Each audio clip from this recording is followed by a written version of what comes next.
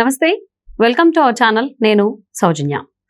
కేటీఆర్ అలాగే హరీష్ రావు ప్రతిసారి ప్రతి మాటకో ముందుకో మాట అనుకో మాట ఏంటి అని అంటే జూన్ 2 తర్వాత హైదరాబాద్ కేంద్ర పాలిత ప్రాంతంగా అయిపోతుంది, ఇంకా ఉమ్మడి రాజధానిగా ఉండదు అని చెప్పేసి పదే పదే చెప్తున్నారు.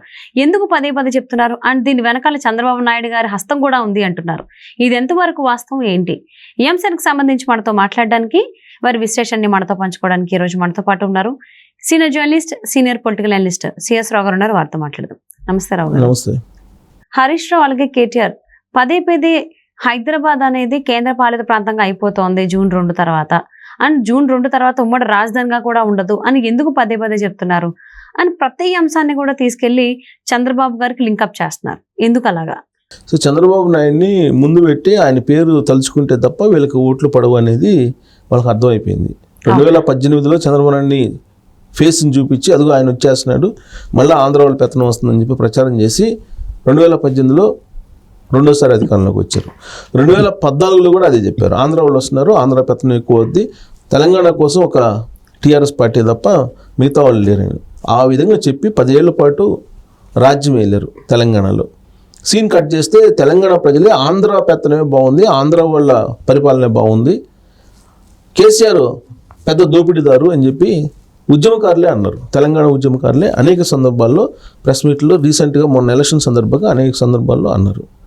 సరే, ఇప్పుడు అయిపోయింది, ఎలక్షన్ అయిపోయింది. 2018లో అప్పుడు గెలిచారు, 2023లో ఓడిపోయారు. ఓడిపోయిన తర్వాత వాళ్ళు ఎందుకు ఓడిపోయాము అని చెప్పి వాళ్ళు రివీల్ చేసుకోకుండా 10 ఏళ్ల పాటు ఏమేం చేసాం మనం, తెలంగాణ ప్రజలకి మనం చేయగలిగింది ఏంది, వాళ్ళు ఎందుకు తిరస్కరించారు అనేది జనరల్గా రివ్యూ చేసుకోవాలి.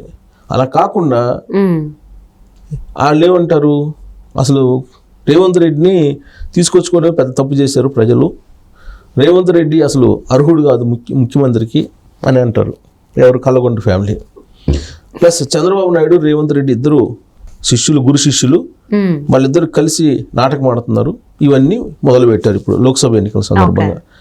చంద్రబాబు నాయుడు రేవంత్ రెడ్డి ఇద్దరు బేగంపేట ఎయిర్పోర్ట్లో మాట్లాడుకున్నారు అని చెప్పి దాదాపు 2-3 సార్లు ఈ పింక్ మీడియాలో వాళ్ళు రాసుకున్నారు. ఆయన ఏమంటాడు, ఒక్కోసారి కులపత్రికలు గులపత్రికలు అంటుంటాడు కేసీఆర్. మనం అలా అనలేం, కానీ రాధాకృష్ణ గారు ఏమో కూల్ మీడియా, సొంత మీడియా అనేది అంటుంటాడు ఆయన. ఇప్పుడు మనం అలా అనలేం, కానీ బట్ ఇప్పుడు ఆయన పింక్ మీడియా అనేది ఒకటి ఆల్రెడీ చెప్తుంటారు. మీడియాలో తెలుగు రాష్ట్రాల్లో ప్రధానంగా విభాగాలు ఉన్నాయి.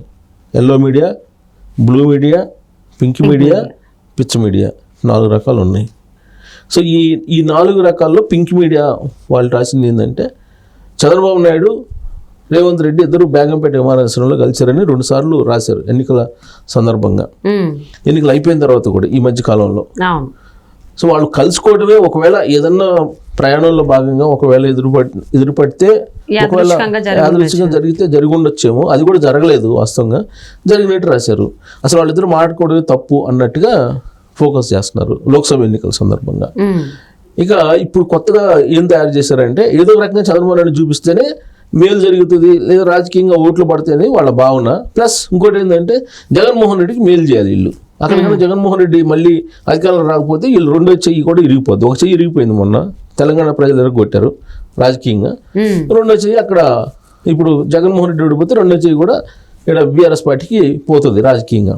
సో అందుకని వీళ్ళ బాధ ఏంటంటే, అక్కడ జగన్మోహన్ రెడ్డిని గెలిపించాలి, అసదుద్దీన్ ఓవైసీ, కేసీఆర్, కేటీఆర్, హరీష్ రావు వీళ్ళందరూ అక్కడేమో జగన్మోహన్ రెడ్డిని గెలిపించాలి, ఇక్కడేమో చంద్రబాబు నాయుడు పేరు చెప్పి చంద్రబాబు నాయుడు ఫేస్ చూపిస్తూ ఇక్కడేమో ఆంధ్రోళ్ళు అని చెప్పి ఒక మళ్ళీ ఒక సెంటిమెంట్ తీసుకొచ్చి ఓట్లు వేయించుకోవాలనేటువంటి ప్రయత్నం. ఇక్కడ ఏదో 1-2 ఎంపీలన్నా గెలిస్తే తప్ప 2019-14 టైంలో ఎలా అయితే చంద్రబాబును బూజ్గా చూపించి వీళ్ళు గెలవడం జరిగిందో, ఈసారి లోక్సభ ఎన్నికల్లో కూడా అదే ప్రయత్నిస్తారా?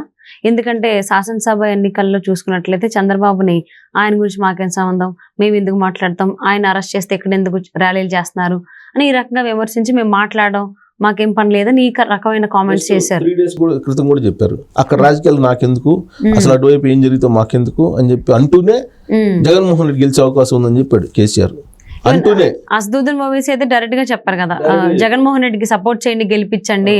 ఇప్పుడు మళ్ళీ తాజాగా ఏం చెప్తున్నారు, జూన్ 2వ తారీఖు తోటి నీకు 2024 జూన్ 2 తోటి ఉమ్మడి ఆంధ్రప్రదేశ్ హైదరాబాద్ గడువు అయిపోతుంది. దాన్ని ఎక్స్టెండ్ చేసుకోవడానికి చంద్రబాబు నాయుడు ప్రయత్నం చేస్తున్నాడు. ప్లస్ వైసీపీ వాళ్ళు ప్రయత్నం చేస్తున్నారు, చంద్రబాబు నాయుడు కదా వాస్తవంగా కూడా, కానీ చంద్రబాబు నాయుడు ప్రయత్నం చేస్తున్నాడని చెప్తున్నారు. కూటమిలో ఉన్నాడు కాబట్టి బీజేపీ తోటి మాట్లాడుకొని కేంద్ర పాలిత ప్రాంతం చేస్తారు ఇక్కడ హైదరాబాద్ని అనేటువంటి యాంగిల్లో చంద్రబాబు నాయుడు ఒక బూచిగా చూపిస్తున్నారు. వాస్తవంగా పిటిషన్ వేసింది ఎవరు? వైవి సుబ్బారెడ్డి రాజ్యసభ మెంబర్ అయ్యంగానే ఈ మధ్య కాలంలో ఆయన ఏదో ఒక లేఖ రాయటమో పిటిషన్ వేయటమో ఏదో జరిగింది. హైదరాబాద్ని ఉమ్మడి రాజధానిగా కొనసాగించండి అని చెప్పి, ఎందుకు మాకు రాజధాని లేదు అని చెప్పి ఆయన వైఎస్ఆర్ కాంగ్రెస్ ఆ విషయం మాట్లాడకుండా చంద్రబాబు నాయుడు గురించి మాట్లాడుతున్నారు హరీష్ రావు కేటీఆర్. ఇప్పుడు వాస్తవంగా చంద్రబాబు నాయుడు 2014లో గెలిచిన తర్వాత ఆయన అనుకున్నది ఏంటంటే 3 రోజుల పాటు అమరావతిలో, 2 రోజులు హైదరాబాద్లో, 1 రోజు ఢిల్లీలో ఉండి పరిపాలన చేసి అక్కడ రాజధాని ఇమీడియట్గా ఏర్పాటు చేయాలనేటువంటి ఒక ఆలోచన చేశారు. సరే ఇక్కడ ఉండేటువంటి పరిస్థితుల దృష్ట్యా అక్కడికి ఇక్కడ తిరగడం ఇవన్నీ కాదు, ముందు అసలు ఇక్కడ షిఫ్ట్ చేసేద్దాం అని చెప్పి అక్కడ షిఫ్ట్ చేసేసారు 2016లో. అక్కడి నుంచి పరిపాలన సాగుతుంది. అమరావతిని నిర్మించడానికి ఆయన వేగవంతంగా అడుగులు వేశారు. అమరావతిని నిర్మాణం చేసి ప్రత్యేక రాజధానిని ఏర్పాటు చేసుకొని రాజధాని నిర్మించుకొని పరిపాలన సాగించాలని చెప్పి చంద్రబాబు నాయుడు ప్రయత్నిస్తుంటే, హైదరాబాద్ని కేంద్ర పాలిత ప్రాంతం చేయాలి, ఉమ్మడి రాజధానిగా కొనసాగించాలని చెప్పి డిమాండ్ చేస్తున్నాడు. ఉమ్మడి రాజధానిగా దాన్ని కొనసాగించాలి, ఆంధ్రప్రదేశ్కి అలాగే తెలంగాణకి కంటిన్యూగా అని చెప్పి చంద్రబాబు నాయుడు కుట్ర పడుతున్నాడని చెప్పి ఇప్పుడు మళ్ళీ కల్వకుంట్ల ఫ్యామిలీ ఒకసారి కొత్త నినాదాన్ని లేవదీసి దాంట్లో నుంచి ఓట్లు పొందాలి లోక్సభ ఎన్నికల్లో అనేటువంటి ప్రయత్నం చేస్తున్నారు. ఎల్లకాలం ఒకే ఫార్ములా వర్కౌట్ కాదు, అది కేసీఆర్ చెప్తుంటాడు. ఒక్కొక్క ఎన్నిక ఒక్కొక్క ఫార్ములా ఉంటుంది. హైదరాబాద్ హైదరాబాద్ అనేది ఉమ్మడి రాజధానిగా ఇంకొక 4 సంవత్సరాలు కొనసాగాలి అని చెప్పింది వైసీపీ నాయకులు కదా, దాన్ని సపోర్ట్ చేసింది కూడా. అలా ఎందుకు అవ్వకూడదు, ఎందుకు చేయకూడదు అని అనేది వాళ్ళు కదా, వాళ్ళే అన్నారు. కానీ వాళ్ళ పేరు చెప్పకుండా చంద్రబాబు నాయుడు ముందు పెట్టి చంద్రబాబు నాయుడు పేరు చెప్తా హరీష్ రావు, ఇప్పుడు కేటీఆర్, చంద్రబాబు నాయుడు బీజేపీ వాళ్ళతో భాగస్వామ్యంగా ఉన్నాడు కాబట్టి ఇదేదో కేంద్ర పాలిత ప్రాంతం చేయించి పర్మనెంట్గా ఏదో ఉమ్మడి రాజధానిగా ఇది కంటిన్యూ చేయాలనుకుంటున్నారు అనేటువంటిది ఒక బూచిగా చూపిస్తున్నారు ఎన్నికల ప్రచారంలో. అంటే సెంటిమెంట్ని నమ్ముకున్నారు వాళ్ళు. రాజకీయాల్లో బీఆర్ఎస్ పార్టీకి అసలు సిద్ధాంతం అంటూ లేదు, అది ఉద్యమ పార్టీ. ఆ తర్వాత ఫక్త రాజకీయ పార్టీ అన్నాడు దాన్ని. తర్వాత ఇప్పుడేంటి దానికి సిద్ధాంతం ఏంటి? ఏం లేదు. సిద్ధాంతాలు ఉంటే కదా చెప్పడానికి.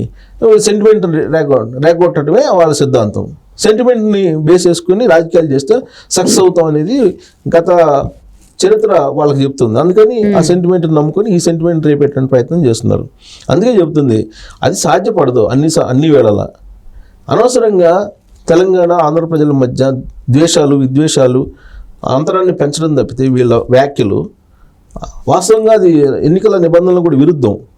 ప్రాంతాలు మతాలను రెచ్చగొట్టేలా మాట్లాడటం కూడా విరుద్ధం. అంటే 2023 తెలంగాణ శాసనసభ ఎన్నికల్లో చంద్రబాబుని తిడితే మాకెందుకు ఆయన గురించి అంటే ఎలాంటి రిజల్ట్స్ ఇచ్చారో చూసాం. ఇప్పుడు మళ్ళీ లోక్సభ ఎన్నికల్లో కూడా బీఆర్ఎస్ నాయకులు అదే పని చేస్తున్నారు. మరి ఈసారి ఏ రకమైన తీర్పు వస్తుందో చూద్దామండి.